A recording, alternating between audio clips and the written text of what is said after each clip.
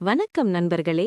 இன்று உங்கள் தினசரி சமையலை இன்னும் சுலபமாகவும் ருசியாகவும் மாற்ற சில அருமையான குறிப்புகள் பார்க்கலாம்.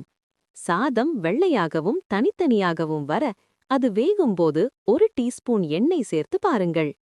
வெங்காயம் சீக்கிரம் பொன்னிறமாக வர வதக்கும்போது 1 சிட்டிகை உப்பு சேர்த்தால் போதும். கரகரப்பான தோசை செய்ய மாவில் 1 டீஸ்பூன் அரிசி மாவு சேர்த்தால் அருமையான ருசி கிடைக்கும். குழம்பு அதிக காரமாகிவிட்டதா? கவலைப்படாதீர்கள். சிறிது தேங்காய் பால் அல்லது தயிர் சேர்த்து காரத்தை சமநிலைப்படுத்தலாம். பூண்டு தோல் எளிதாக உரிய அதை சில வினாடிகள் சூடான தண்ணீரில் ஊற வைக்கவும். தக்காளி தோல் சுலபமாக உரிய கொதிக்கும் நீரில் 1 நிமிடம் போட்டு எடுக்கவும். இந்த சின்ன சின்ன குறிப்புகள் உங்கள் சமையலை பெரிய அளவில் மாற்றும். இந்த வீடியோ உங்களுக்கு பயனாக இருந்தால் லைக் செய்யவும், உங்கள் நண்பர்களோட ஷேர் செய்யவும்.